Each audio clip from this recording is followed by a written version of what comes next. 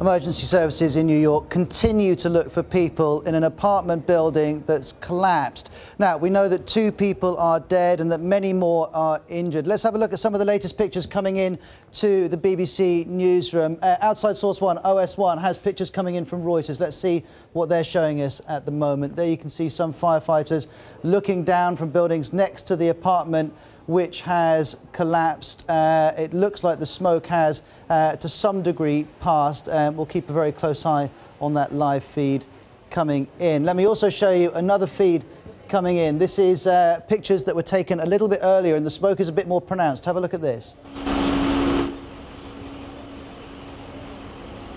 This is in the immediate aftermath, and lots of people have been going onto social media to talk about the fact that not just the collapsed building had been causing trouble, but also the amount of smoke. As well as these pictures coming in from the big news agencies, we're also getting quite a few stills that we can show you. Let me just pull these up here on the Outside Source screen. And this has been shared a lot on Facebook and Twitter. This is a picture of the apartment building before the collapse. So there it is. And if I move it on, taken from almost exactly the same place, you see the scene in the last few hours. This is a picture filed by ABC News. Again, through the smoke and the rubble, you can see one firefighter there, and a couple of other pictures that have been put up online, again, show the amount of smoke in the area and also the amount of traffic that is being, traffic problems that is being created. One video that was taken by an eyewitness.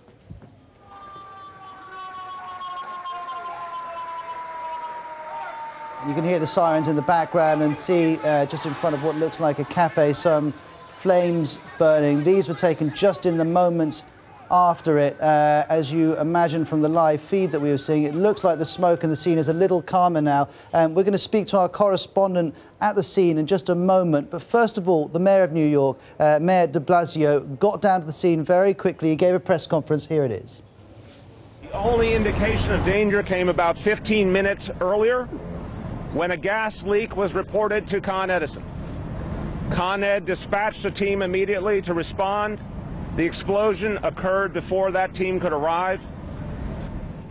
So there's Mayor de Blasio, and on Outside Source we want to pull together all of the different sources we can on stories like this. We've seen from the big news agencies, from eyewitnesses, from key officials in the city. Let's bring in the BBC's Nick Bryant to see what he has found out. Nick, tell us what you've heard and seen in the last hour you've been down there.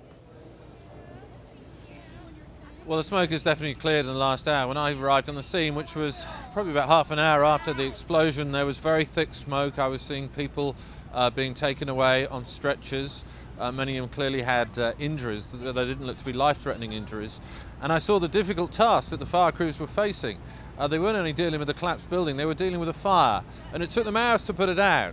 And that has created an enormous problem, because there's the fear, obviously, that people were trapped under that twisted steel and that broken masonry and that broken glass, and they simply couldn't be reached by the firefighters because of the intensity of the blaze. And it really was intense. It seems in the last hour or so that they have got that blaze under control. There are dogs on the scene that are trained to find bodies. They will be in the ruins of that building.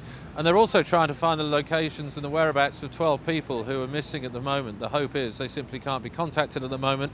They're out at work, they're visiting friends, something like that. But there is this concern that as they start searching the smouldering wreckage of that building, they may find more dead bodies.